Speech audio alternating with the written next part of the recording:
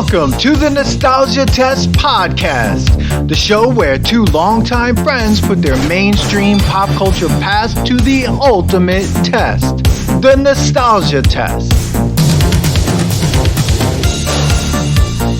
Hey. How you doing? Yeah. Let's just say yeah. You know? Shot out of a cannon today. Shot out of a cannon, Dan. There's a lot of things I want to get into. I don't know how you want to start. You want to talk friendship-wise, or you want to get right into this episode? Because we gotta go. I mean, we could. Fire, dude. Start that fire, dude. A couple dude. cocktails already. All right, I was just out. I went off on this. Well, I was yelling at Bonnie. With the Bonnie, I was standing up talking about how ridiculous some of this shit is. First of all, I have the game playing in the background here. I was just finishing getting the second piece of the ship on ToeJam and Earl. That took me about. I got the third. I finally got the third piece. Dude. All right. Which took forever. What floor is the third piece on? Okay, we'll get into it because floor 5 or some shit like that. What? Damn it! I got to go back to floor 5. Dude. All right, go ahead. Let's introduce. Well, everyone, then we've already begun. I mean, welcome to another episode of the Nostalgia Test Podcast. I'm Dan Dissinger here in LA. I'm here with my friend and co-host Manny Coelho there in New York. Manny, how are you doing? Hello. How am I doing? Let me just tell you how I'm doing. I'm going to be a grumpy 39-year-old man in this episode, I can tell you, because I know you love Sega Genesis, and I used to love Sega Genesis. I started fucking playing these games and realized how much fucking waste of time. First of all, I want to apologize to everybody who's listening. There's going to be a lot of cursing. I'm going to be dropping bombs of Fs like okay? There's be a lot of yelling. I'm going to tap into my contracting ears, and I'm just going to be dropping bombs because of how ridiculous I felt after playing these games. Well, before we get into something, Dan, I want to ask you this. Yeah. Have you played Sega, just Sega, not Sega Genesis, but did you have the system Sega? No, my cousins did. You know that I never realized until just now that, like, I played Nintendo, then I played Super Nintendo, and I always played Sega Genesis, but I never played Sega. And I always thought, well, wow, Sega Genesis came between Nintendo and Super Nintendo, and they had such better graphics than Nintendo. But I never really, until now, I'm like, whoever played Sega? Yeah. I only remember Sega Genesis. It was weird because there's Sega, I think there's Sega Genesis, and there's Sega Genesis, obviously, but I think Sega is the corporation and Sega Genesis is the system. Oh no, wait, there it is. Sega is a corporation. Yeah, but Sega Genesis is the 16-bit, where Nintendo was the 8-bit, right? Regular Nintendo was the 8-bit. Then you had Super NES, which competed against Sega. Sega Genesis. Sega's first video game console was called the SG-1000. That came out in 1982. Okay. Then you had the Master System. That came out in 1986. Then in 1980, from 1989 to 1994, was the mainstream, basically Sega Genesis with Sonic. So there were, and then you have 32X, Sega Saturn, which I had some friends that had Sega Saturn. Dreamcast, which I had some friends that had a Dreamcast, and I think I had a cousin that had a Dreamcast. And then, from there... They had Sega CD also. Well, Sega CD was... They came out with Sega CD. Sega CD was quite amazing. It was crazy. I got to play a Sega CD. Dude, I got to play this guy, John, I don't know if I want to say his name, but he's a friend of mine in elementary school. John C., let's just call him. He had it, and that stuff was wild. Sega CD was insane. I remember we were playing some sort of zombie end of the world shit, and it was crazy. Yeah, it was crazy. Yeah, I mean, video games, what's weird is that, obviously everyone can tell at this point we are talking about Sega Genesis today. We both have the Sega Genesis Mini. We're going to be talking about 3 games today. 3 games. Only 3.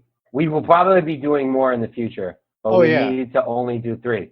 I do think I need to get I don't that. think you could. I mean, we're going to waste a lot of time playing the rest of these games. Well, I think I'm definitely going to get the 6-button controller. If you try to play Street Fighter 2 with the 3-button controller, you have to press the start button in order to get to the kicks.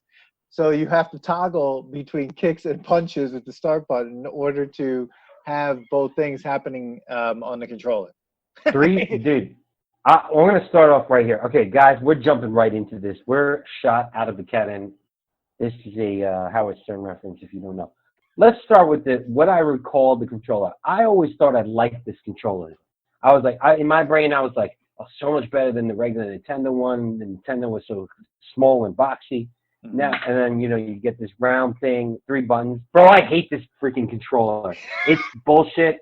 It needs the buttons on the side, the little, NES buttons. Like, you need the left and right trigger buttons. What is happening with this controller? But it's stupid. Okay, but what I would say is this. What are you going to do with those extra buttons? Most of these games don't have that much else going on. They'll just be... Okay, I agree with that. Like, Sonic the Hedgehog only needs 1 button. You actually didn't need any other button but 1 button. Sonic, 1 button. And you actually only needed left, right, and 1 button. No other button is needed in Sonic. If there was one game in the trilogy games that we did today that needed more buttons, I'm gonna say it was ToeJam and Earl. Yes.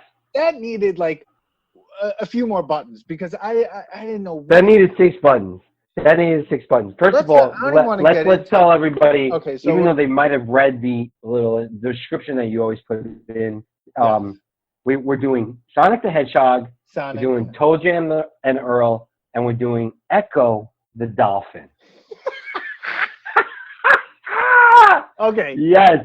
Just a little. Yes. Let's get Ecco the Dolphin. That is a video games, ladies and gentlemen, that actually came out. Yeah. Pretty popular, I think, too. So before we get into it, how we feel, because we're already, like 10 minutes in? I don't even know. I've lost my We haven't talked about anything but it's screaming about things. Yeah, Dan, give me the facts. Dan, give us the facts. So we're facts about the system, facts about the games. Let's do it. Okay, so a little bit about Sega Genesis, okay? Sega Genesis, known, and this is from the Wikipedia, known as the Mega Drive outside North America, is a 16-bit, 4th-generation home video game console developed and sold by Sega.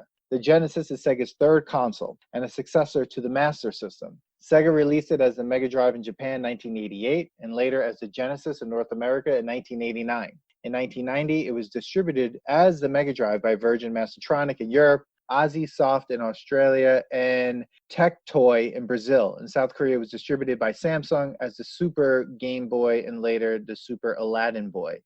A lot of different names for the Sega Genesis. But just a little more about Sega Genesis.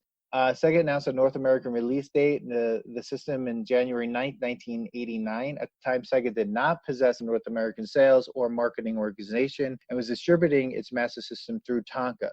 So already Sega Genesis has such a crazy story. And really at this time, like Nintendo had taken over. Nintendo was going crazy.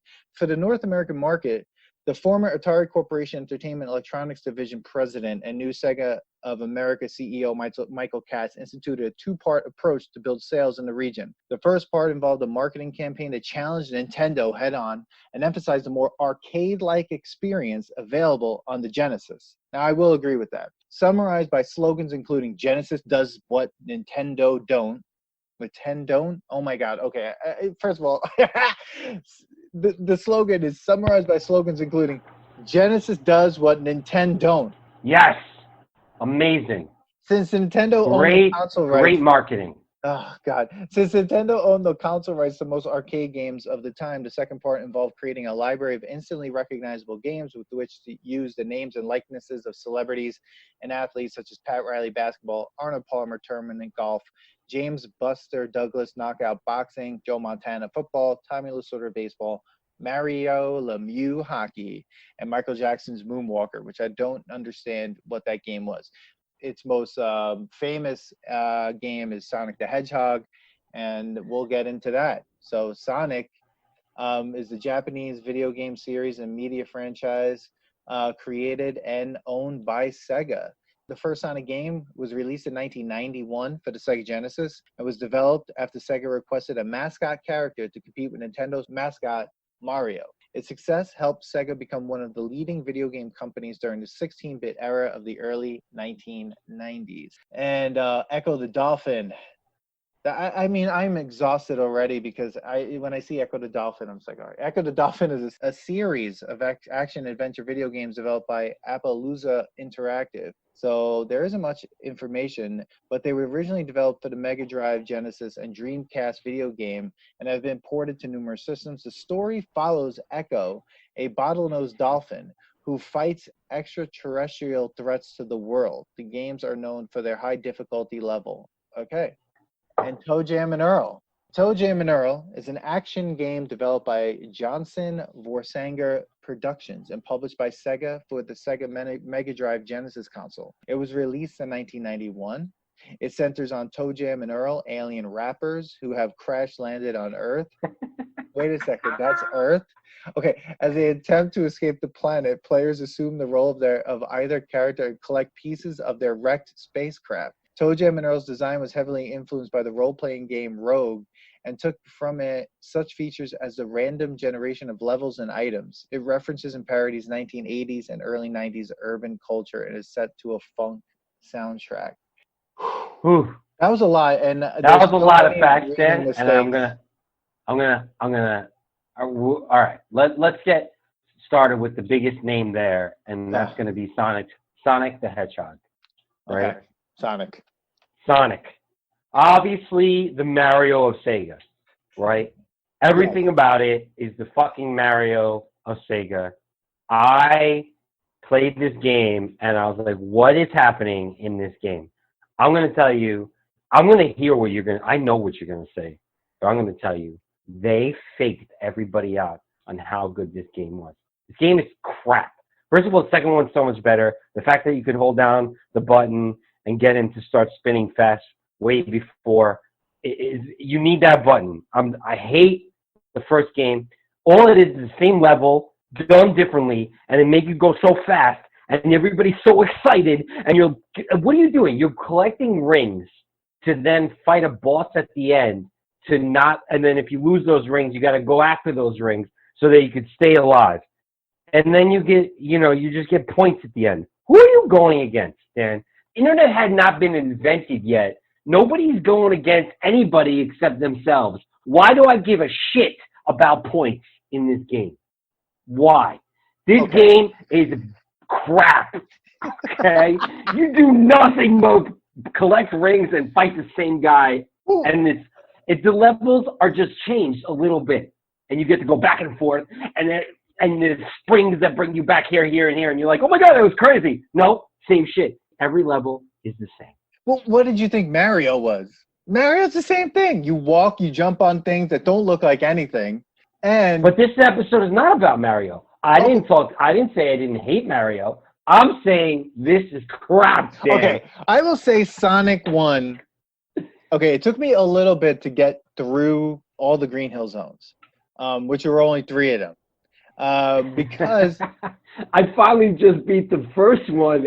Talked right before I started this podcast. Okay, because I'm like, wait, all the boards aren't the same. When you get to the marble zone, it's totally different. And actually, the game is harder and is less crazy running because you have to jump through fire. There's like all these things. You get chased by a wave of lava at one point. I mean, there's a lot more happening after Green Hill Zone 1, 2, and 3. But I will agree one thing. Sonic gives me a lot of anxiety because when you run across the board, all I'm thinking is that at some point you go so fast that you jump over the entire level, and I'm like, should I go back? Like, no. Why do you need to go back? You don't need to go back. Well, for points. For points for who? Who needs the points? Where's this record going? is points against your friends that show up at your house. Right now, we're in a pandemic. No one's playing against you, okay? This was all for your friends back then. Yes. If we're talking about nostalgic-wise, yes, this would be beat my points. But we're not. This game is not online. We're not playing against each other online. This is by yourself. Why do I care how many rings I get? Dude, if I fly across the board and beat the board and now I'm on to the next level and I didn't just waste 15 minutes going back to get all those stupid rings, I'm happy. I see what you're saying. But I think that's what everything you're saying about, like, this game's not online, you're not playing with other people. I think that's something that we are so used to now, that all games are hooked up to other people, that I don't have to do anything on my own. I just have to go into a world with a gun or whatever and just start, shooting and whatever, or do whatever. Like, where, like, these games from, like, from 1990 or 1989 and, from our childhood, we were only playing with ourselves or with someone else in the house, or our friends. But when our friends weren't there, we had to play by ourselves. And the game needed some sort of thing to create. So what do you have? You have points, right? So what? But at the end, there's a record of how many points you were able to get, right? Mm-hmm. And it's just, it's that idea that, like, well, how can we make this a game so that someone would keep playing without anyone around them? You don't have to worry about that anymore, like building actual worlds, because all you need is like a sandbox, in a way, where a sandbox world where everyone is just thrown into it. Like, I've never played Fortnite until, like, recently I tried it. There's like a version on your phone or something. Yeah. Or like and I was like, all right, everyone loves this game. So I get dropped into a world. I suck at that game. And then I don't know what's happening. I have to grab a gun and I hide in the house until I see someone and I shoot them. Yo, welcome. But with Sonic, now I know it's crazy. There's no point. But I am begging you to try to get past the green zone level, because things do get better. Okay. But I will agree. What is happening here? One, though, can I just say I love the music to Sonic. I think Sonic has great music for a video game. For a 16-bit game, Sonic's music is good. The graphics, the easy playing of it, yes. Like, I'm trying to tap into my, like, younger self, my 1990s self. I get it.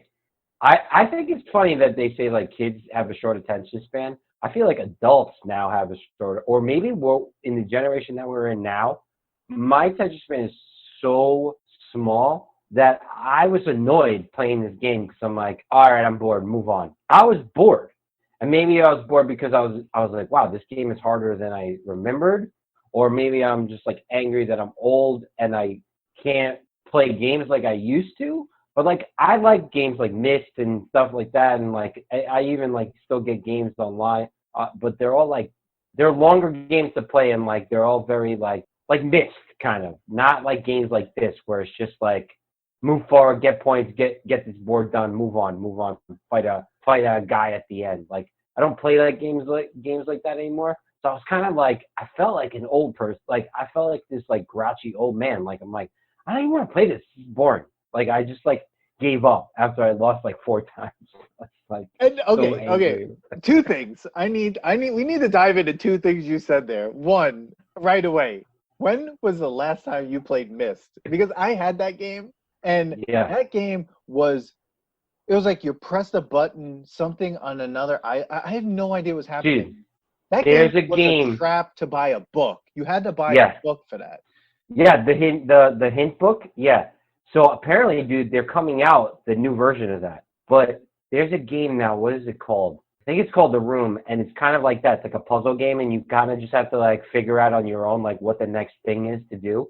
Like, you don't miss. You just, like, go around and you, like, go into this guy's, like, house and, like, you put, like, numbers together in this thing, and you're in a time machine, and you're like, it's crazy. Yeah, but, like, yeah, it's been a while since I played Myst the game, but I do play games that are similar to that and download them to my phone. But I do find that my attention span goes after, like, I don't know, a month of wasting time on these useless games. Because, like, in the end, I've realized, like, games are all, I guess they're all useless. I like, what do? They pass the time.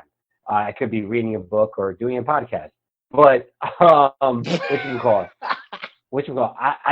just delete the game, which I find, like, that's what's weird. Like, when I was a kid, even though they say we have a short attention span, I didn't. Like, I could sit and play these games for hours. Hours, Yeah. dude. And Hours. I think it was because they weren't easy. Like, I want to talk about the other thing you said. Like, Sonic looks simple, and the first 3 levels are pretty simple. When you finally get into the Marble Zone, which, I mean, I can't even believe, like, I can only get 4 to 5 levels through this game, where I was just like, oh my God, I got to jump here, then jump there. And I kept dying over and over again. And the one thing that I forgot about these games is this, that when you lose all your lives, they go back, you go back to the level 1. Yeah. Like, and when that first happened, I almost lost my mind. I was just like, wait a second. But thankfully with the Genesis Mini, you could save all your progress whenever you want. So you can always go back to where you started. But these games aren't easy. And that was something that I was thinking about over and over again. I was like, because the first time I played when Call of Duty, I forget which version came out a few years ago. So a friend of ours and I played Call of Duty, and we beat it. We beat the whole game, like real quickly, almost in a few hours or so. And I was like, all right, so I've seen every level now. Okay, so what else do we do with this now? I guess we play like the battle level or something, like each other, right? Yeah. I will have to spend hours with Sonic the Hedgehog and try to beat Sonic. And I think that's the thing, like the difficulty level of Sonic. And this people will listen to this podcast and like, these guys are idiots. How do they think Sonic is so hard? There's a playthrough that gamers will probably make fun of us. But we're not gamers. We're regular people. Like, and the thing is, like, I find Sonic hard. There's another game on the Sega Genesis Mini. The Contra game on this is like near impossible. And it's like impossible. Dude, Contra was nearly impossible unless you were on regular Nintendo and you did the up, down, left, right, A, B, A, B, start. Yeah. It was crazy. Or you had the Game Genie or something like that. Right. I kept seeing that, like, there's way more hand-eye coordination that has to do with these games because there's so much jumping. These games are all about jumping. It's all about, like, dodging and jumping, waiting, and trying to figure out where things are, and just, like, walking. There's so much walking or, like, swimming in this game. But Sonic, it brought me back because I never had a Genesis. I never had a Sega Genesis. So my cousins all had Sega Genesis and Nintendo. Like, I always had a cousin that had both. And Sonic was just a game that I was like, man, this game's really cool. And when I turned this on and it made that, it sang that out like Sega, I was like, oh man. Sega, yeah. And yeah, Sonic was really fun, but I thought, really hard. I remember on the Green Hill level 3, there's a spinning spiked log that was super. I had about 80 coins, and then I ran across it, and that was the end of my coins. And I was just like, I guess I keep going. Like, I don't know. And then, of course, like that, then the boss is right at the end. So they put that there so you don't have that many coins for the boss. Have you gotten to the boss yet? Yeah, I beat him. I was about to call you, get on this podcast. I beat him. But, of course, I didn't save my progress. I'm actually playing as we're talking right now. I'm in the castle. I'm in the. I got past the guy. Oh, so you're in the Marble Zone. I'm in the. Yeah, and you know what? I will agree. It got better. You know what I have realized, and you said it just before. This game is about walking. So when I first started playing, I was going balls out. Like just go as fast as possible, get this thing done. And what I've realized, and this is even with Ecco the Dolphin, you have to go slow. You have to take your time. I mean, even though there's a time on the board, it's not about how fast you go, just the precision of everything. So, like, I did, like, realize that there's a lot of patience involved in this. Then I remembered, And these levels are long. Like, the Marble Zone levels are long. Yeah. And there's that part where you push the brick into the lava, and then you float on it. Then you got to jump over it, and then there's a waterfall of lava, and then you don't know, and then these spikes come out of nowhere, and I'm like, well, I'm not getting any warning of any of this. No. But the one thing I like what you said is that, when you play the first couple levels, you want to just run across as fast as possible. One, because there's that loop, and you're like, I'm going to hit that loop as fast as I can. Yeah. And then you hit that loop. But then when you hit the loop and you keep going, you do run away, you run over the whole game. But the weird thing about the timer in Sonic, and I realized this as I was playing, I was like, oh, it's not timing me like a countdown. It's just telling me how long it took me to finish the level. Yeah. So, Yeah, and I think you get a bonus. I think you get a bonus at the end, the quicker you do it. But in the end, like, you could play this forever. So again, I learned that this is really just about patience, where I thought the opposite. I did kind of forget about that. Like, although it's funny to think that as kids, we took the time to sit and figure this out, you know? I guess now I thought I had to run through it because, you know, I only had an hour to play this the other day because we were going to do a podcast on it. And I had a bunch of other things. So I guess as you get older, there's too much shit and you think you got to run through it, but that you're never going to beat the game. You got to really be patient. Like you have to, you know, time the swings, the lava, the brick, like you said, maybe get a couple more coins before you do this big run. So if you lose a couple, then you don't die right away. So yeah, I get it. I mean, I definitely didn't like it the first moment I played it. I was like, this is bullshit. It's a waste of time. What is this game?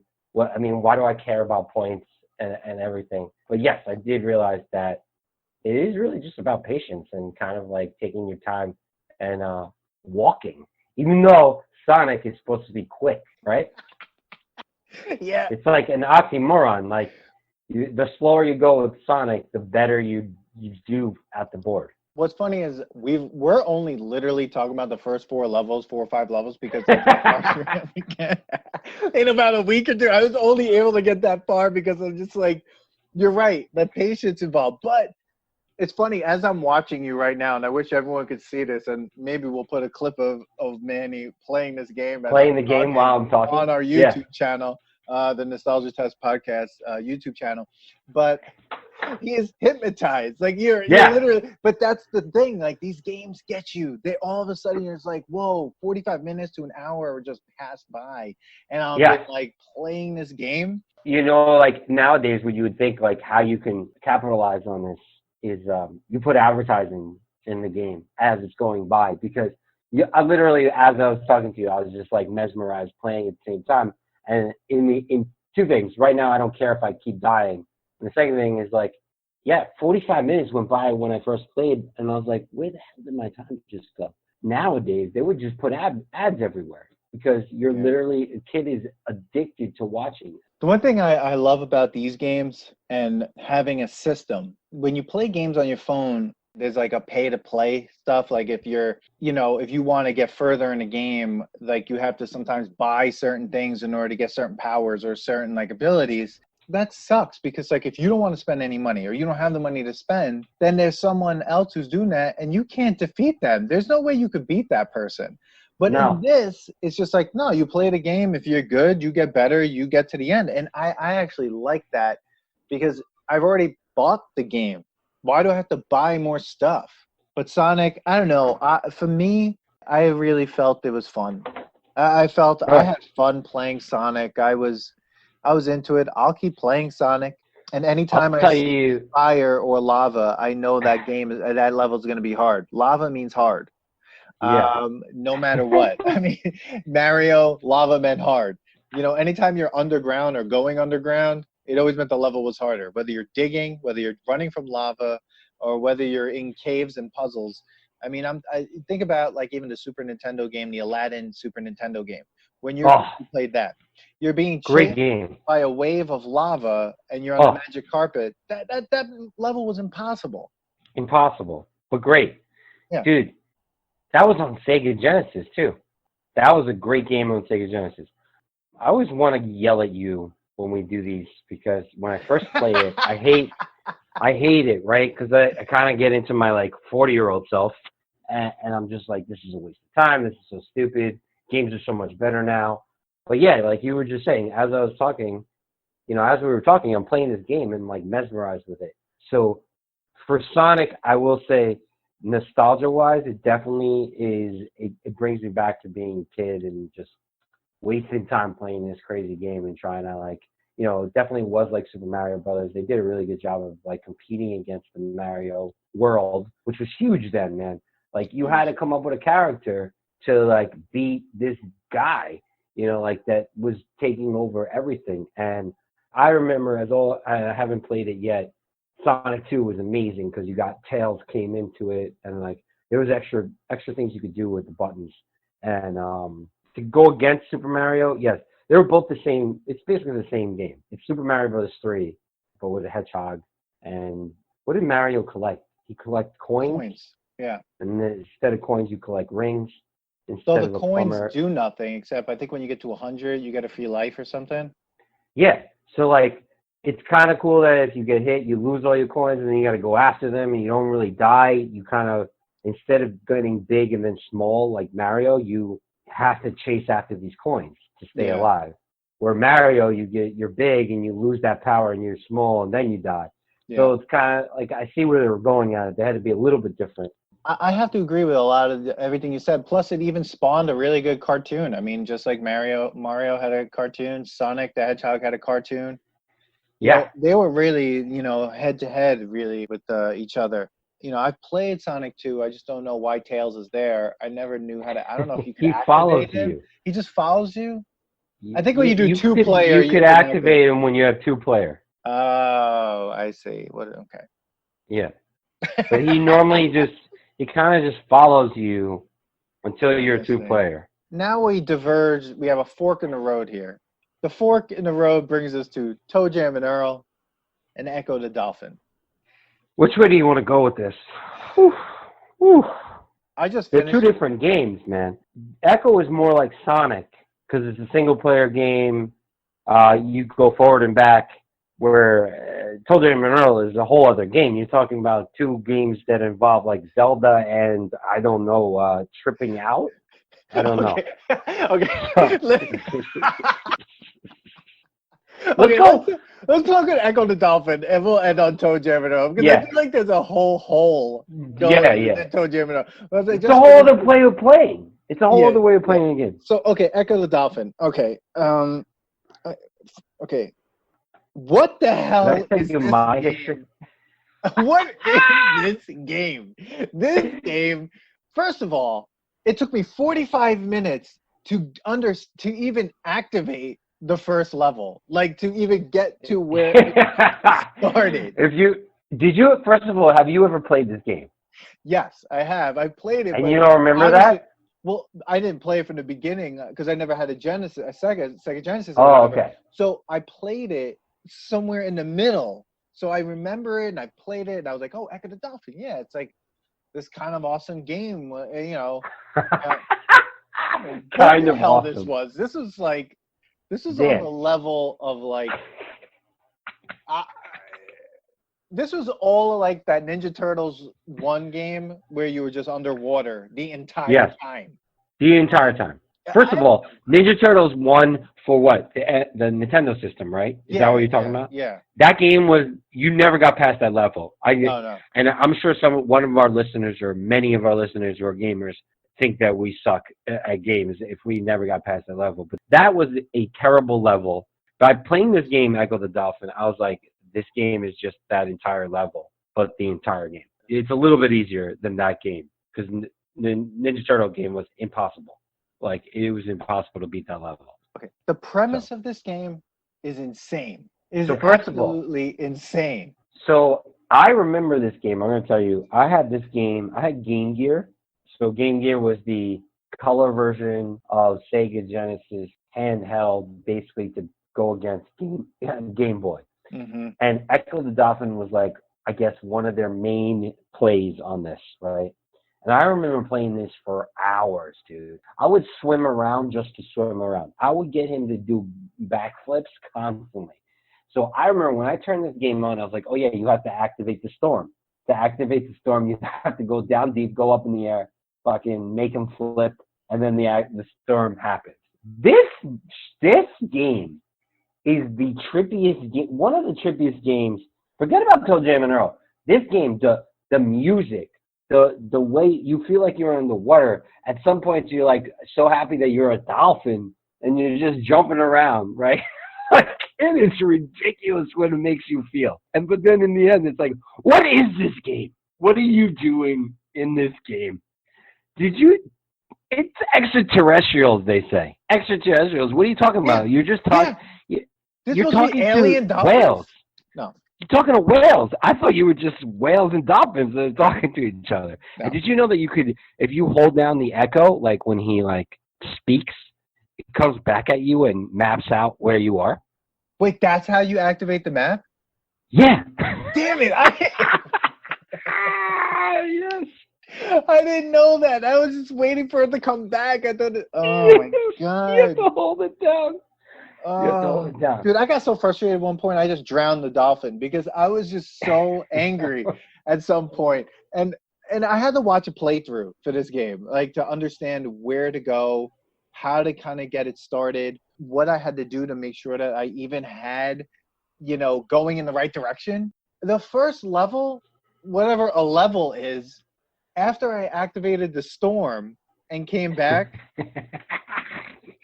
to get past that, I don't know, crystal pod that was in my way, you have to like run into it, I guess, or something. So you have to hit it with your echo. Yeah, but you or have to your sonic boom. Yeah, but you have to get close enough. But there was so many jellyfish in the way that you gotta dart them. You gotta dart them. I know. With I kept trying to dart them, but they didn't. Wait, you can't echo them. You have to dart them. You have to dart them. Yeah, but you can't just keep darting. And then I don't know. I just it took me about a half an hour to get through that part. Before you move any of these cube things or these crystals, you have to hit another crystal or do something else. It doesn't allow you to pass unless you do other things. I didn't know that until the second part. So unless you've been playing games for a while, I've noticed about this is because we were kids when we played this game, we probably already knew oh yeah, you have to do this before you do that, because you kind of just remembered how games work. There's a sequence to a game that you figure out right away. As an adult not playing these kind of games right away, you're probably this is supposed to be easy to move. No, you're supposed to go to the whale, talk to the whale first, and then the whale gives you some sort of key through his little whale sonar, and then you could hit the freaking thing and move it. Yeah, I didn't know that at first. So when I got to the second level, where I had to go through the under caves, I didn't know at some point that I couldn't move a crystal because I didn't hit another crystal. So I was just what is happening? So I was wait a second. I must have to hit the other crystal. So I had to go back, and then my dolphin drowned. I had to keep doing that, but I couldn't get out of the under caves part because once I got through, first of all, if I didn't watch the playthrough, I never would have known to take that little shell that was shining in that part and bring that with me and make it touch rocks, and then the rocks disappear. I never would have figured that out. I'm sitting there trying to dart the rocks at first, and I'm why can't I get through these rocks? And then I'm wait, and I watched it. I'm you got to be kidding me. I'm how is anyone supposed to know that that's what you have to do? Maybe you're right. Maybe it's because we think too much in these modern games where I don't have to worry about hitting that and touching this and whatever. I just go, all right, here's my weapon. Put me in the box. And I just, and you just start shooting things, or the missions aren't that hard. You're just moving through a world and doing something, very easy. Once I started playing it and once I did the first jump, I immediately went to me playing this thing, how many hours I wasted playing this thing as a kid. And I remember anything that had a different color, that was a little off, that was flashy or darker, that thing can move. That thing is used for something. Did you realize that the little clams, if you hit them, they'll give you air? You could hit them and they open up, and if it's clear air, you could go over it, and it helps you with health and more air if you can't find an air pocket in the caves. Okay. So I remember all this being a kid and what I had to do. So you have to hit it with the sonar, and then freaking opens the clam, and the clam opens, and if it's dark circles, you don't want it because it'll take away air. If it's a white circle, then it'll give you power and air. And if you dart the fish, you gain more power. There's all these things that were happening that all came back to me as soon as I was playing. Wait, if you dart the regular fish? Yeah, those little fish, that helps you with your life. Fish. Like, okay, so I thought the clams only killed you because every time I did it, like it was like a red bubble, and it Yeah, just killed me instantly. And I was like, all right, yeah. let's not touch the clams anymore. So that I just try to look for like air pockets, little parts where I could like get air. I did get frustrated with Echo the Dolphin, but one thing is that I definitely wanted to keep playing because I was like, okay, I got a little further now. But it was funny, like when I was playing, I must have died so many times that like the music just stopped and there was no more music. And all you hear is the splashing. Yeah, it was just the game is just like, all right, we're not even wasting music on you anymore. This is ridiculous at this point. You don't deserve music. But Echo the Dolphin has great music, Great 100%. I music. mean, and the premise is ridiculous. Oh, But it's stupid. but you know It's what this reminded freaking me? dumb, dude. It reminded me of a game that I spent hours wasting time playing for some reason on Nintendo, I believe. I don't know if you played the Jaws game. No, Okay. I don't remember playing it. Nintendo had a Jaws game that was so ridiculous. For some reason, I was obsessed with it. You'd get in this boat, you'd go around, and then all of a sudden you'd like hit a rock or something would happen, and then a little diver would be sent into the water, and then you'd have to like shoot fish and conch shells and get all these shells, and then Jaws would show up, and then like you'd shoot Jaws and or shoot these other sharks, and you'd be back in the boat. Dude, there was no point to this game. Zero point to this game. I don't even understand. And I would constantly play it. I don't know why. So like Echo the Dolphin, even though the premise was like otherworldly, that a dolphin had like was extraterrestrial, I wanted to solve these puzzles. Like I was just like, okay, I need to solve this puzzle. I need to get through here. Then I need to go through here. And I was like, I was obsessed with trying to get through the second level, and I couldn't get through it. I have it saved, so I'll probably still play. But So I was thinking, like, again, this is the old Manny. All these games are fucking wasteful, right? Like, what are they really for? Echo the Dolphin, there are no points, dude. There are no points. You want to talk about self-satisfaction and puzzle solving? There's nothing. There's no time. You could sit here and listen to this music and swim and just jump and be free and have this dolphin not do anything forever and just swim and try to see if you could do a double backflip. You can't, by the way. It only turns once. I've tried it so many times. I didn't even Right? know you could So go like, backwards. oh, you can go, dude. Anyway, there's a lot you can do when you're just wasting your time, like swimming around. So there's no point. There's actually no point to this other than what you just said, solving the puzzle. This could be a dolphin. It could be a crab. It could be set to, space, and you could be a spaceship. Whatever it is, replace Echo with something else, and you're just trying to solve certain puzzles. What's great about it is people like Underwater. Underwater is calming, and the music, the Yeah, blue light, everything makes you feel good. yeah, I think that's what is good about it. Other than that, what is this game? It is a puzzle-solving game. yeah. That's all it is. It was just out of hand, and I was just like, I cannot believe how hard this game is. It was difficult. It was like another game on Nintendo where there's no points. Maniac Mansion. I don't know if you ever played that. I didn't, but I've heard a lot of people who have, and they say the same thing. One of the most insane games of all time. No points. I think I did beat it, but it just keeps going. I don't know. Maybe I did. It's weird. But yeah, there are no points, so you just keep going. So Echo was weird because like there are no points. It's so funny you said that, but in a way, I didn't care. Like I literally did not care if there were no points. I'm gonna try again. I'm gonna get through that part right there and make it to the next part so I can make it to the next level. Did you get to the level where you have to start to use rocks to go down because the current is pushing up? No, dude, I died right when I got. I gave up when I got near the octopus, and then something. Oh, I touched something, I died, and I was like, I'm done with this. I'm like, I can't, oh. because I played for about an hour and a half, 2 hours with that game almost.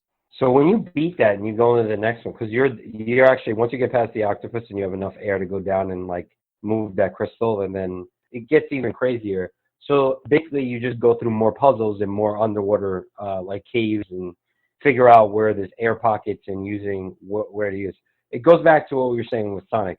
You start to realize, because you're trying to go fast with the dolphin, right? Get through the blowfish, the stupid jellyfish, and whatever. It actually is better if you go slower and move slower with Echo and figure it out that way. So again, this teaches you how to be a little bit more patient, even though you're trying to like bust through this thing. And all it is puzzle solving. I wanted to hate this, Dan. I was like, who the hell came up with this fucking game? It's a stupid dolphin.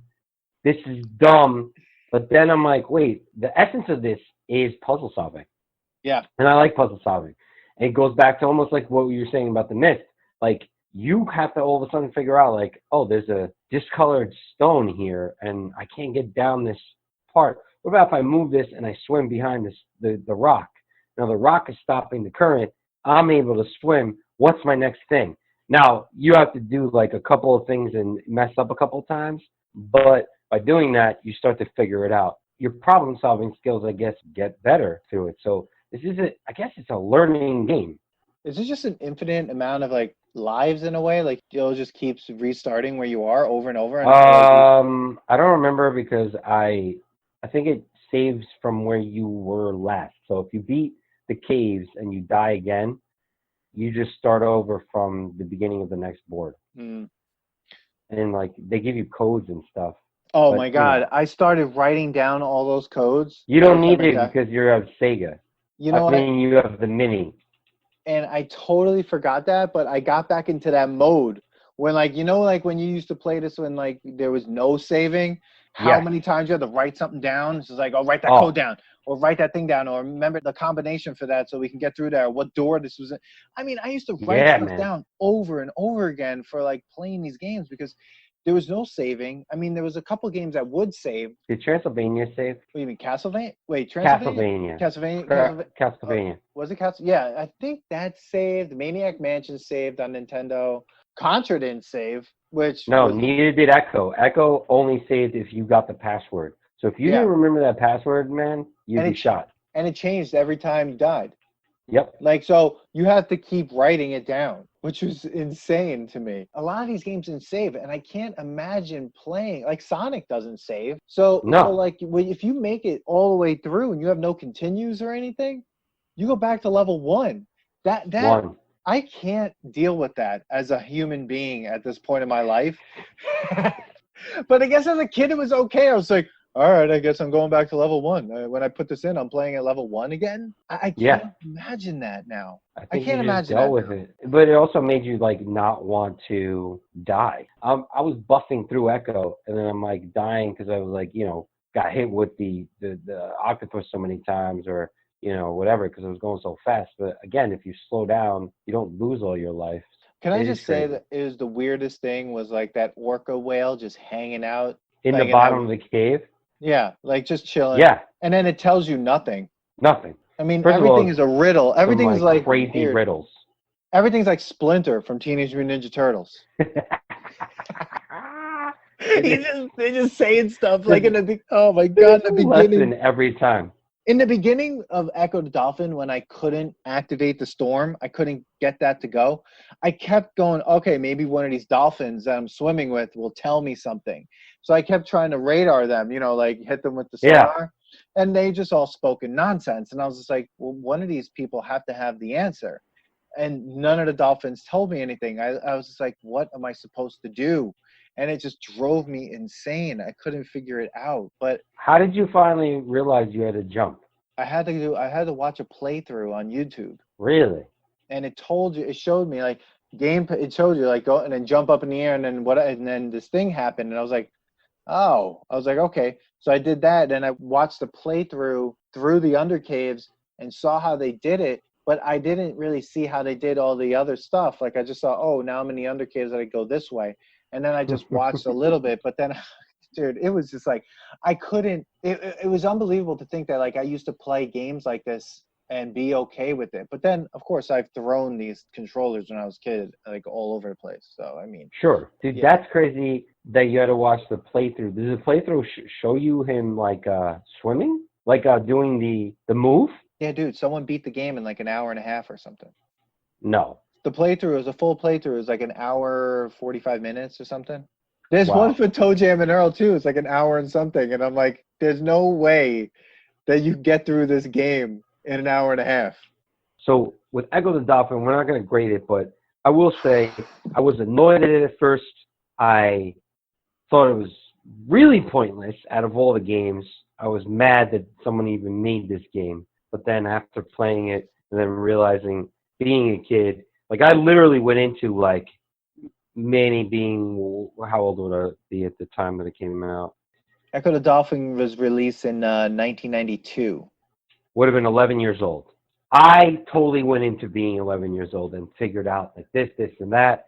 And like the only thing is then like I had to slow my brain down a little bit because I am only on the second level. Like it took a while to get there, but I am only in the second level. But I'm like, all right, I get why this game was fun. And it does chime into my puzzle solving love of games. I just want you to know something about Ecco the Dolphin. Okay. There are 5 different Ecco the Dolphin games. No. It's Ecco the Dolphin. No. Ecco, The Tides of Time. Ecco Jr. Ecco Jr. and the Great Ocean Treasure Hunt. And then Ecco the Dolphin, Defender of the Future, which came out in year 2000. Yes. So they have been making these games over and over again. People love dolphins, Dan, and they love puzzles. Yeah, but this game, okay, okay. This game took me so long to figure out. I didn't understand why anyone would make the game, like you said. I was so angry that like when I saw what I had to do to even activate the game, that I couldn't figure that out. Maybe I'm just angry at myself. Maybe this is just me being like, I'm a moron that I couldn't figure this out. But then I found myself playing for like 2 hours and being like, okay, I have to stop here because I have to play, a couple more games for the podcast. So I do see that, like, though it might not be the most fun game, that it definitely creates a situation where you definitely lose yourself in this game. And I think on that, like, they did a really great job of creating a video game experience that truly just gives you a time waster, while at the same time just, I don't know, like doing some sort of mind work, like, with the puzzles and everything. You don't get anything other than self-satisfaction. You just get frustrated. And it's crazy that they even made 5 of these, but I understand how that could be. I guess I could see that while people are attempting to beat this first one, that you're already just making the second one because no one is getting to the end of this game. I mean, the fact that they made it a dolphin, and because now you have to get the dolphin air, that made the game a million times harder to even it puts a silent clock. And it is silent. That's the worst part. At some points, I'm like, oh, God, I don't have any air. Yeah. Dude, that's the thing. It adds a little thing. You're like, oh, I can figure this out. And you're like, oh, shit, I ran out of air. I have to go find a pocket. And you were just at this other spot, and you were about to beat it, but you had to go get the air. Yeah. So, like, it adds another piece to the puzzle. Yeah, I kept getting that poison air and just dying. Yeah, so you have to look for the ones that are clean.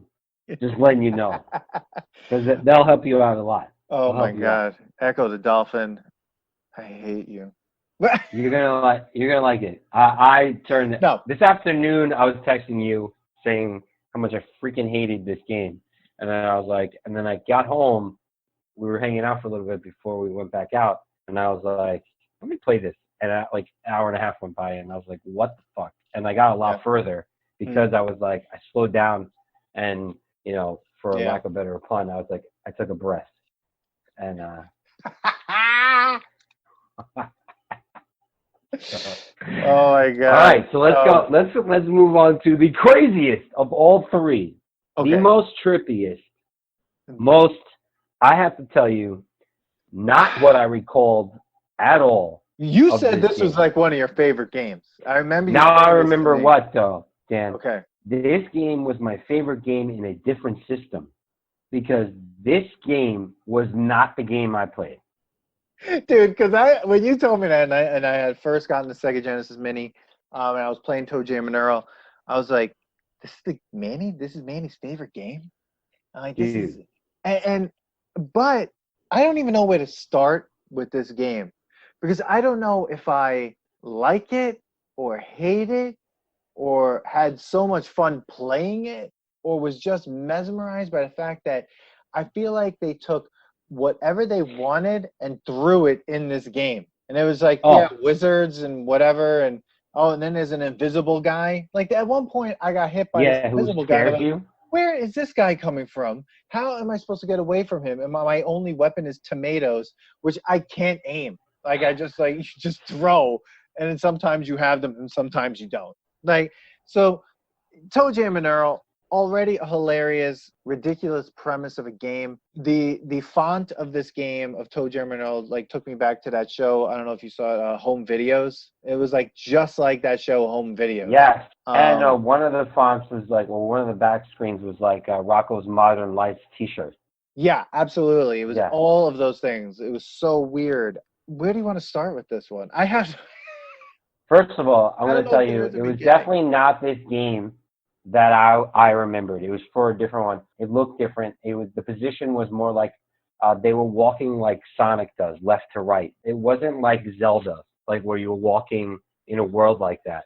I remember that. This was totally different. When I chimed into this game, I was like, what the fuck is this game? This game was crazy. Basically, SpongeBob's best friend, Patrick, is made from Earl. Because that's what it looks like. Okay. Yes. So basically, the best part is like they wanted to take hip hop, which I guess hip hop sounded like this in the '80s. I don't know. They did that. They had a spaceship that made no sense. Like a child made this game. Okay, and they're like, whatever, man. Let's have 100 worlds and just have them fall from the worlds and get in an elevator or I don't know what that is. A time machine. I don't know what the fuck we were doing. I was just like, all right, I'm walking around this world. Like, dude, it was Zelda. Wait, there's 100 levels on this? No, I don't know if there is. Oh my God, because I was like, there might as well be. There might as well be. Because I had no idea what to do in this game. You get presents, you open them, sometimes you run, sometimes you have rockets, sometimes you shock yourself, sometimes you eat bad cabbage. Sometimes you get $1. You run away from people. You could buy more presents that you're not really sure what they are. You can jump in water and go to another part of the island, and then sharks are in the water. Dude, this is a trippy fucking game. Yeah. If I could say that, like, and I don't know what I'm doing. There's no skill to this game. None. And when I started it, I was like, okay, the premise is I need to get the pieces of this rocket ship. Fine. Okay, good. All right. Where are they? You can't even see it on the map because the map there is no map. You have to move around a land mass that you've never seen to then make the map kind of unveil itself. So sure. So it's like an adventure game. They want you to be like exactly like Zelda. Like they want you to go around, except there's funky music playing and there's characters that make no sense at all, which almost makes fun of Zelda and makes fun of other games like this because it really doesn't need to make any sense. These characters don't need to apply to anything. There's a Santa Claus in a rocket ship. What was that? That does nothing. No. There's a Cupid who shoots arrows that never gets you. Unless wait you a second. stand there. I got hit by one of those things. Do you know what happens? No. The controls get reversed. So when you hit left, you go right. When you hit right, you go left, and you die, basically, because you don't know what's happening, and you panic, and you fall off the edge of the earth. But you don't die when you fall off the edge. You just go. No, you go down to the next world. And that's what freaked me out. I was like, oh, I guess I'm dead. And then he ends up on the other thing, and I'm like, oh. No, it says bummer. And, like, you could either be ToeJam or Earl, and none of them are better than the other. No, I was always the red dude. I think I was always ToeJam. I've been both. They don't move faster, pick up things heavier. Like, each character doesn't do anything for you, like the ice hockey game where you have, like, the medium guy, the thin guy, and the big guy. Like, none of this matters. So, like, it didn't matter who you chose. It could be any character. I don't know what's going on in this game. So, basically, in my opinion, all you're doing is walking around, and your job is to open the map up to finally see where the next elevator is that takes you to the next level and pick up pieces. That's And it. every once in a while, you can get something that helps you run away from the people that are attacking you, but they're not really attacking you so much that you may No. die. So the only things that really kill you are your own presents that you open that have bad things in them. So the things you pick up, which the worst part was like when you pick it up and like, all right, let's see, let's one of these things. Question marks. I'm like, Yeah, they're all okay. question marks. Out of 100, there's 2 that say something. Yeah, and all I needed the every time was just the wings, which is the only one that makes sense. The That's wings one. and everything else is useless. The shoes are useless. The rocket skates are insane. Every time I They do got them, nothing. no, you die. Like or you They're go like the down. Like, goggles in The Simpsons. Like these oh, goggles, they do nothing. Like yeah. they do nothing. They do nothing. But the funny part of this whole thing is I was hypnotized by this entire game. Hypnotized, just continually trying to walk around this world. I mean, because also the map, like if you go to the edge, sometimes it makes It more opens. land. Like The biggest part of this episode is that these games are a time fucking suck. Okay. Yeah, And super. this game is one of the most time sucks because your objective is to get more land. You're just walking around making sure that you touch every piece to Yeah. make sure that you are able to get all the map and make sure you got everything that was there. Yeah. Right? And my theory, so there's like 7 parts, I think. I think there's either 7 or 10. Whatever it is that's how many levels there are. Because there's not like 2 on one level. No. Once you find one, you could go to the next level. But you find yourself walking around because you got to find the next fucking elevator, okay? And you're just walking around. And I'm like, what am I doing for the last 10 minutes? I've just been walking around. I even jump in the water. He dies. He almost loses his breath, which I find awesome that it's in there. And then, oh, he's out. But what the fuck is this? There's no point to it. And if literally there's only 10 levels for the 10 parts or whatever it is, what happens after? Well, they came with the second one. The second one was better, I thought, because there was more things going on. You were like jumping on things, and it was funky as hell and like trippy, and you had to like do raps and stuff. But like there was more skill involved. There's no skill in this game.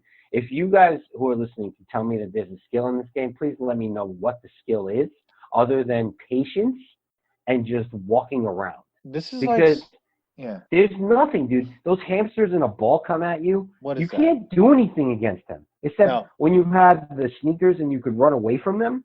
That's it. Which I also like as a thing to have because you could just get through the board quicker. Because when you don't have anything, you're tippy-toeing. What does the tippy-toeing do?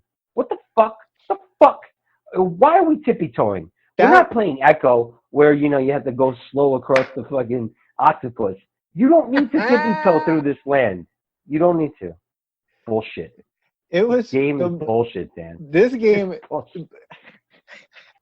I know, but I don't know. That's the thing. If you don't have any of the fast sneakers, you are literally walking. Walking. I've never had a game where you walked. Like, dude, it almost reminded me of like Grand Theft Auto when you don't play anything, you just walk around. You're just doing that. You're just walking around. It is a time fuck suck. At the end of this game, what probably comes is, ha ha ha, we just wasted your fucking life. We robbed you. We robbed you of your time. But you said you got 3 pieces, right? Yes. So, I mean, did you feel accomplished when you got that piece, when you saw it? No. No, because there's no skill. Whereas in Echo, I feel like a little bit of accomplishment because, like, I feel like I needed to figure out that rock took me to this rock, that rock took me here, and I got to get air while this is happening, and then this is happening, and I got to go down here and touch this crystal, and like that felt more accomplished than me just walking around and making sure I touch all of the land and avoiding like a hula dancer. She makes me hula dance, or like a Santa Claus that goes in a rocket that does nothing to me, but just goes in a rocket. Some other giant person shopping with a shopping cart. What was that? Again, none of this means anything, and there's no skill involved. So I do not feel accomplished. No, it was like there is no accomplishment. It was like a mom screaming at her child. At one point, she tells her kid to shut up. Yeah. There's a lot of problems in this game. And I'm trying to think, like, I wonder what the two-player version, do you get chances? Like, is that how it works? Or I don't even know what Oh, the I two-player don't know. version of this Like, game would look do like. you just walk around more? You would have to keep up with that person, much like in Contra or like Streets of Rage. Like, you couldn't go off on your own. They're not going to split the screen. No, but then what does he do? I don't know. What do they do for each other? I have no idea. I'm going to have to see what Cover that more is. land? Does it spread out more? I don't But fucking know. the premise of this game is that you're on Earth. No, you're not. Well, What okay. Earth are you on? Okay, I'm going to go back to the description. Released in 1991, it centers on ToeJam and Earl, alien rappers who have crash landed on Earth. Where the fuck Earth is this? Not Earth. Crash landed on someone's acid trip. Dude, look, Or it says shrooms. you crash landed. Dude, it says right here on the gameplay in the Wikipedia, the game is set on Earth, which is represented by randomly generated islands that float in space, each one a layer above the last. They are connected by elevators. Some islands contain pieces of spacecraft wreckage, of which the player must collect 10 to win the game. The player character drops to the island below if he falls from an island's edge, which necessitates that the player again locate an elevator. Each island is populated by antagonistic quote-unquote earthlings such as phantom ice cream trucks, aggressive packs of nerds, giant hamsters, bogeymen, man-eating mailboxes, and chickens armed with mortars that shoot tomatoes. ToeJam and Earl is a waste of time. There is no skill to this. I understand you were mesmerized. Music's pretty good. The cartoon aspect of it, on how crazy it is good. Like, you're tripping out a little bit. But on this one, I didn't like it. I liked the second one. Maybe I got to play the second one because I remember it being more challenging and more satisfying. I know that they came out with one in 2019 as well. Okay, on the Wikipedia, it tells you that the game contains both single-player and two-player cooperative modes. Doing what? So the latter displays a single screen when both characters are near each other, but splits it apart when they are not. Playing the game with two players reveals dialogue and jokes between the characters not heard in the single-player game. So when you play with two people, you start on one screen. When you go away from each other, the screen splits. I mean, so it was inventive. That's really interesting. It was inventive for the time. For the time, if you think about it, having a split screen like that, it was probably, the game is crazy in that aspect, but there is no actual skill to this game. No, it's just walking. Again, all these games have in common is fucking patience. I don't have it. I'm not a doctor. Go fuck yourself. So ToeJam and Earl, yeah, I have no idea. And then the telephone, when the telephone rings, you just see more land. That gives you, like, it just gives you more puzzles to go look at. Because, like, oh, you didn't go over there. So you still have to walk over it to activate it. It just shows you the hidden part of the puzzle. Yeah, it's not really a puzzle. It's like it's just a map that's not really doing anything except you walking. Yeah, that game is insane. Though, I don't know. I'm probably going to play it again. I don't know why. You just want to suck your time up? Yeah, I don't know why. It's just so weird. Like, it's so stupid. But I'm just do like, anything for me. But, yeah, so I don't know. Anything else on ToeJam and Earl that you need to get out, or? No, it's stupid. Fuck ToeJam and Earl. You know out of all the three that we've done, that was the stupidest one, and I wish I remembered it differently, but I thought it was cool. I guess the concept is cool, except the actual gameplay and, like, the skill involved is nothing. There's nothing involved. Do you know what it reminded me of? It reminded me of, like, see, like in 1994, Earthworm Jim came out. Yeah. Which is also on the Mini. There's an Earthworm Jim. I feel like that game is a more contained insanity than ToeJam and Earl. I could never imagine the pitch for that game. Two characters that look like globs of nothing. And then they are in a ship, and then they have to find the pieces, and we're just going to throw everything at them, but it really won't hurt them. And there's these presents that you don't know what they are. You just have to hit them, and they might kill you or not. But probably not. And you drink root Oh yeah, beer. and you fall, Whatever. but you don't really die. Yeah. And like one of the presents is root beer, and all you do is burp. It doesn't really give you power or anything. It doesn't do anything, and you eat food, and these are the things that happen in ToeJam and Earl. And they make Dude, that me and game. you could be talking right now, and we go like, oh yeah, put that in there. Like, oh, can we have a dog just pee on him? Yeah, yeah. Can we just have a peeing dog, and we'll put Is that in there? is the pee gonna kill him automatically? No, it just No. bothers him a little bit and stuns him. That's exactly what ToeJam and Earl is. It just bothers him a little bit. Everything just bothers the character just a little bit. Like the devils come at you, they hit you, and he's like, "Ow!" Yeah, and he gets away from them. yeah. And if you're on Like, the second, if you're not on the first level, you're fine because if yeah, you fall, you just have to get back into the elevator. Again, time suck. yeah, This and then should be called ToeJam and Earl and the time suck of the world. It says AKA jamming. It should be like taking away your time. Go play another game. go play. Play Echo the Dolphin. You will find more satisfaction I was when like, you I was beat the waiting level. to see Echo the Dolphin jump out somewhere, like in that game. They might as well. They threw everything in that game. They might as They well. might as well, dude. Sonic should have came by with just rings falling out of him, And just you know, smack him. and Just then smack him. and then Echo the Dolphin should just pop out of one of the lakes Yeah, and just come down. Like yeah. that should not be the shark that's in there. It should be Echo. And then Yeah. you just turn into Echo the Dolphin. Like it'd be crazy if all of a sudden the elevator goes into you being Echo the Dolphin, and now you got to play Echo the Dolphin. Like Well, out of see, the now blue. we're talking about a way better game. If the Yeah. elevator brought you to other games for some reason, like hooked up to other games, and you got in the elevator, all of a sudden you're in like Kid Chameleon, and there's like, Yes. whoa! Oh, And now I'm all down. of a sudden you would play Kid Chameleon, then you get in an elevator, and then you're in like Streets of Rage. Yes. And then what about like the comic book game? What was that called? That game is out of its mind. Have you played that one? Yeah. Yet? That game's crazy. Yeah, I have. Shinobi? I have it. Oh, dude. First of all, before we get into the other games, because I want to talk about that, and I want to ask the listeners to let us know what games we should play, because obviously we're going to play more of these. We don't have this Sega Mini for no reason. Let's reset for a moment. Convene here. Here we go. Sonic. Okay, so Sonic the Hedgehog. Does it pass the test, and what would you rate it as?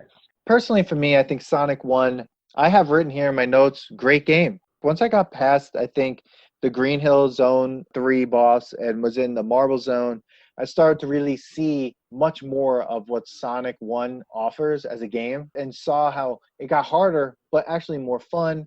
There was more things to do than to just run across the board. I enjoy the music. I enjoy the visuals. I'm actually looking forward to playing more because I want to see how far I can get because a lot of times I never finish games. For me personally, Sonic 1, I think is still good. I think it passes the nostalgia test for me. It was good then. It's good now. And I still think it's a fun game to play. Okay.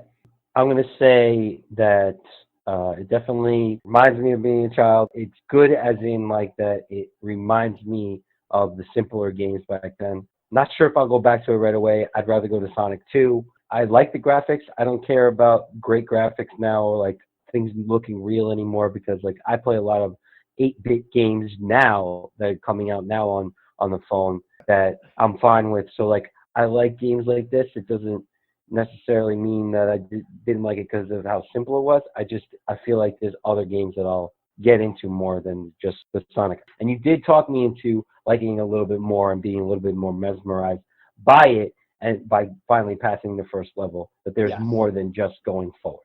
So I take away my anger towards the game. I believe that there is some place in the nostalgia world. I just think there are better Sonic games than the first one. So you're saying, so for you, it remains nostalgic and that's it. It doesn't get past that nostalgic space. Yep.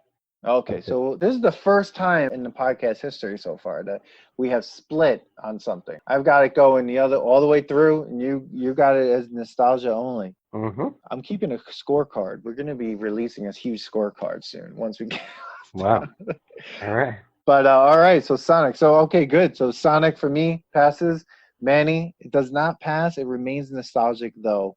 It did not go to Take Your Pants Off and Jacket. R.I.P.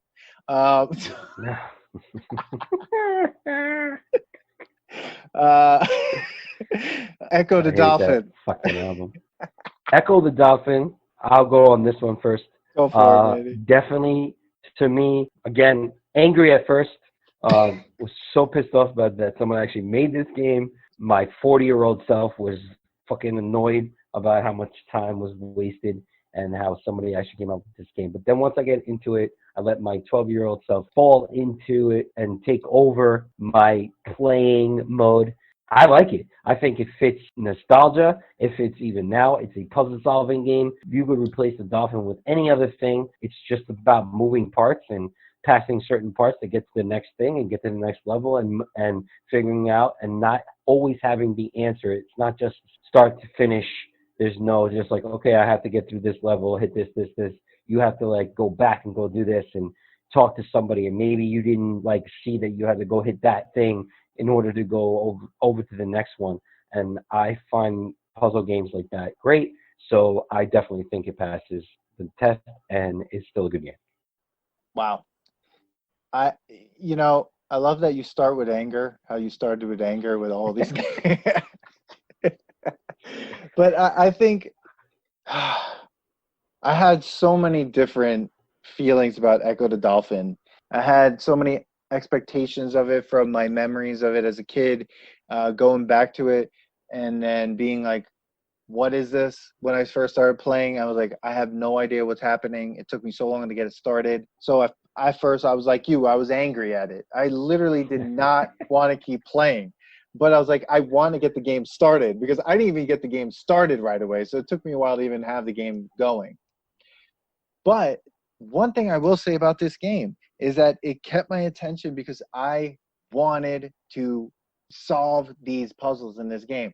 I wanted to beat these levels and I wanted to keep going. I wanted to see what else was going to happen because with Ecco, there's such an amazing challenge of finding the things that you need to keep going while at the same time really enjoying the visual of Ecco the Dolphin and the music, and also even in your frustration, the odd calmness of being underwater. And I think you're right, like there is something there. So though I think I was at first, it was off-putting to me because it was so difficult. The idea of its difficulty was getting in the way of my enjoying it at first. But I do think that in the end, as I was playing it, I was enjoying Ecco the Dolphin even more than I thought I would. And I think I definitely am going to agree with you that Ecco the Dolphin definitely passes the nostalgia test, and it's still good. Congratulations, Ecco the Dolphin, and your 5 parts. I have no idea why there are 5 of them, but like. Do you think you'll play it to see if you can beat it? I don't think I've ever beat the game. I think I will continue to play Ecco the Dolphin because now I'm gotten used to also the Sega Genesis Mini, and I've gotten used to like the saving of my games much more. At first, I wasn't doing that for some reason, and now like I'm saving them. So with Ecco the Dolphin, I saved because it took me so long to get through certain parts of it. I saved it, and I would like to see how far I can get and to try to beat this game. This is a game that I would like to see what the ending looks like. Because I love those old games when you beat those old games, the endings of those games are always ridiculous. And I'm really looking forward to what the end of this game is. I have no idea how long it will take me to beat this game. Probably keep the listeners updated with that, and probably 10 years. From Yeah, now. I will. I'll tell you that I think there's only a few games that I ever beat throughout the years. Well, Halo being one of them, and Super Mario Bros. 3. There's not many that I can remember offhand, maybe a handful. I wasn't a gamer that way that I finished the game. Yeah. I want to finish this game. I'll Yeah. tell you that. I will find some time, even if it's just like play 20 minutes at a time and then save it and then come back to it. I do want to update the listeners who actually give a fuck or not. I don't care. I do. I want to know if you passed the game because it'd be interesting to see how it does end. It's funny because I feel like with Ecco, it reminds me of remember Bubble Bobble? Yes. So I played Bubble Bobble for terrible game ever, and I got to like must have been level like 100 and something. That game never ends. I don't think there is an ending to that game. That was one of those video games where I think the game there is. So apparently there's 2 endings to that game. Oh my God. There's a 1-player game ending and then a 2-player game ending. I can't even imagine. It was just like hundreds of levels. So it's a lot.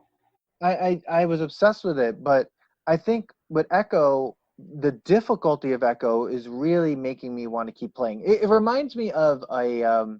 It's so funny how like this is the game that we're talking almost the most about, but like it reminds me of Tetris without the blocks because the challenge of this game is crazy. Tetris is on another level, and the Tetris on Sega Genesis is way different than the Tetris on Nintendo. The music's crazy, the way the game is set up, the way the levels go, it's all very different, but it's still Tetris, and that game is insane. Dude, I'm so happy you said that because I thought the same thing.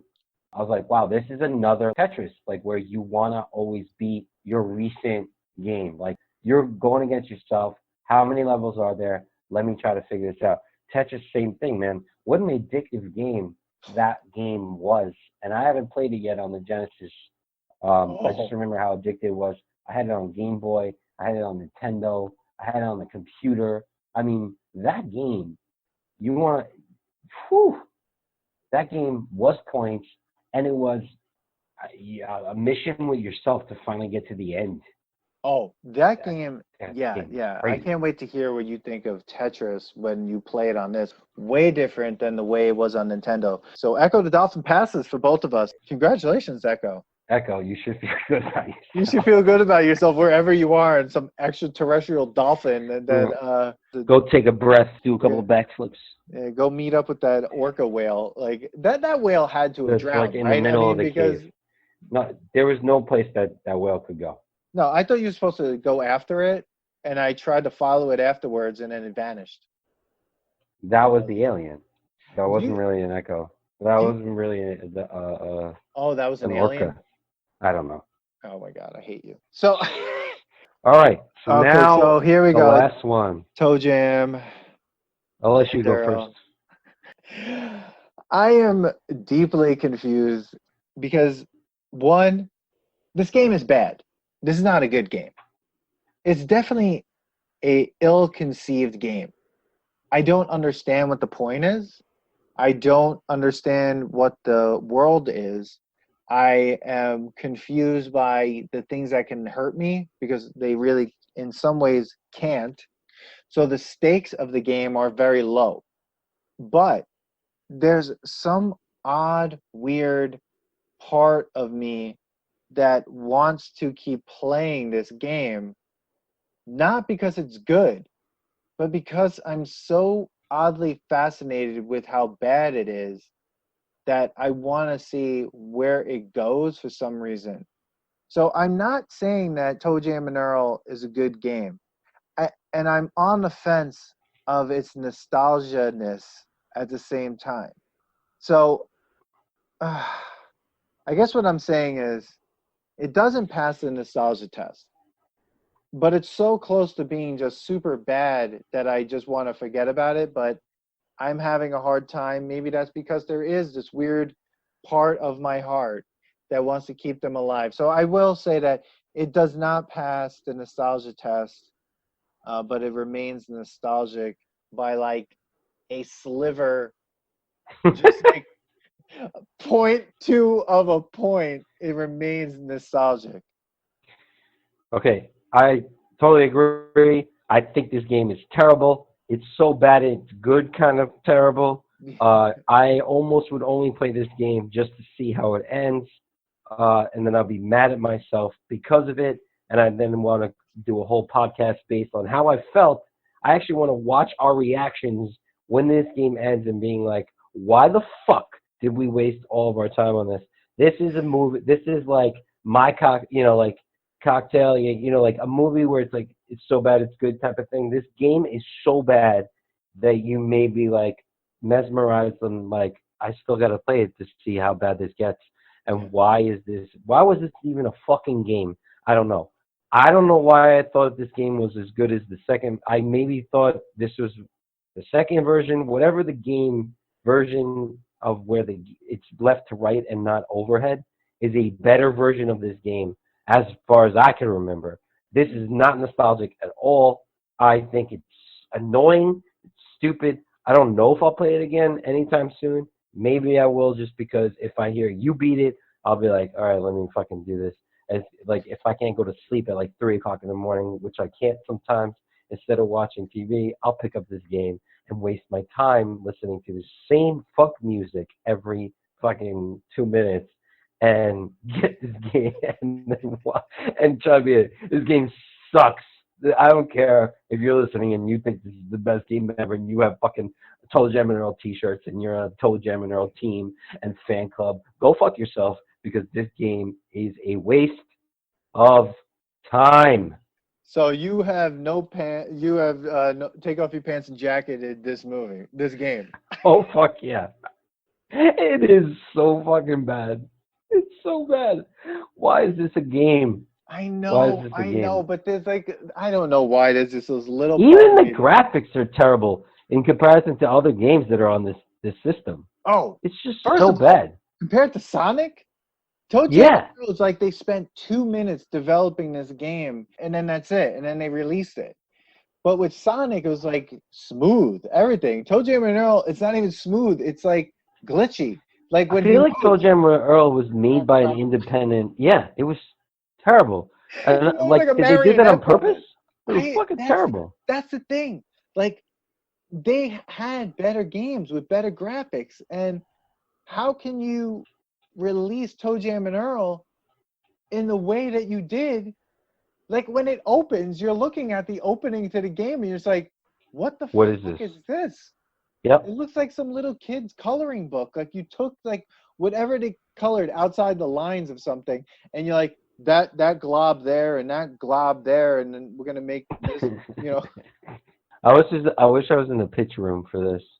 Oh my god! What can you imagine? Terrible thing. But the funny thing is, this game did really well, I think, because there were other iterations of ToeJam and Earl afterward. There was. I liked the second or third one, whatever it was. Yeah, they just. I don't know how many iterations were there. Let's see. There's got to be other things that are happening in this game, like as it goes on, that we're missing. Nope. Go ahead, play it. You tell me. There was another one in. Look, it got so many high scores on review scores, like Meme Machines 87%, Megatech 87%, Mega 91%, like all these things, like these publications. People just like to waste fucking time. Yeah, ToeJam and Earl received positive reviews, which Bill Parris of UGO described as almost unanimous critical acclaim. However, Sega deemed it a commercial failure due to low initial sales. The game built a cult following through word of mouth, and it was further aided by the Sega Genesis Christmas 1991 sales spike caused by the release of Sonic the Hedgehog. ToeJam and Earl was later considered a cult success. But I don't get it. Like, I mean... But why? Okay, it was re-released on Nintendo's Wii Virtual Console in 2006. They became some of Sega's second-tier mascots alongside Sonic. What? Yeah, and maybe that's why I like them so much. Yeah, they began development on a sequel. They spent 3 months expanding on the original game's concept by adding indoor areas and more terrain types. Sega was not impressed by the sequel. So they weren't? No, but and believed it to be unmarketable. The team redesigned it as a platform game. They took the overhead game and they didn't like it, and then what they did was they basically created the one that you're talking about, the version of like a platform running across the platform like Mario or Sonic. Mm-hmm. Which I love. Sega was inclined to publish games in that genre. The game titled ToeJam and Earl in Panic on Funkotron was highly anticipated and was a commercial and critical success in 1993. That was it. Yeah, Sega Saturn, all these things. Like it kept going. And ToeJam and Earl 3 Mission to Earth was released for Xbox in 2002. Oh, wow. So it was on Xbox as well? Oh, dude, they came out with it in 2019. That's out of hand. Though I am curious how ToeJam and Earl looks to play, like what it's like to play 2-player at the same time. Dude, I like the platform version. That's the one I thought we were playing. A platform game, it's 16-bit, is really good. A lot of games with the overhead is so difficult to make a Do you remember playing Grand Theft Auto when it was overhead? Yeah. Like back in the day. Like it was Grand crazy. Theft Auto, it was crazy. Driving, it was like driving Micro Machines around. That was like Who Framed Roger Rabbit game. Oh that my game God, that's nuts. right. Yeah, That all game was those crazy. overhead games. Did you remember Super Contra on Nintendo or Super Nintendo had an overhead level? Yes. And you could actually jump, which was weird, I think, because like I didn't know how that worked. But all the overhead games, you really have to be very specific with them. A lot of the RPG games are overhead games, but there are some platform RPGs which are really weird too. But yeah, I guess we're split on ToeJam and Earl there. I think it's nostalgic. You said no, totally bad. It's over for them. Though I do want to see what the end of this game looks like. I don't know why. I need to Go know. ahead. Tell me how it goes. So Manny. All right. Last words. Thank I you. mean, anything to do with this? Your I experience mean, with these games. I mean, last words. Video games are a time suck. I'm old and grumpy, but I will still continue to play video games. I can't wait to play all the rest of these games, which I feel like I get bored. I think I start to like them more when I talk to you, when we go over things. Because when I first initially play any of these games, I'm like, what the hell are these games? if anyone knows how to Anyways, modify the Sega Genesis Mini to get NHL 94, just let us know. Hit us up on our social media, Twitter, Instagram. basically, whoever's listening and wants us to do some of these, I already know which ones I kind of want to do. Sega Genesis Mini, what's on that is what we have. You know, looking forward to the next episode. Looking forward to breaking down another piece of our childhood into pieces and hopefully finding something to love about it. And hopefully, Yeah, what are we doing? What are we doing? Bill and Ted soon? Because I fucking can't wait to argue against that. Dude, You. I just want you to know something. You're So going to talk me into liking it? And then we do Wayne's World. I have a feeling that there's going to be an episode where we have to do like a great debate. And I need someone on my side, and you can have someone on your side. And we're going to there's going to be a 4-hour episode. Thanks for listening to today's episode. Please subscribe to the Nostalgia Test podcast to know when new episodes drop. Don't forget to leave us 5 stars and a positive review so more people can find the podcast. Share your thoughts and memories on today's topic on our Twitter @NostalgiaTest and on Instagram @TheNostalgiaTest. Tune in next time because you never know what pop culture will pop up on The Nostalgia Test.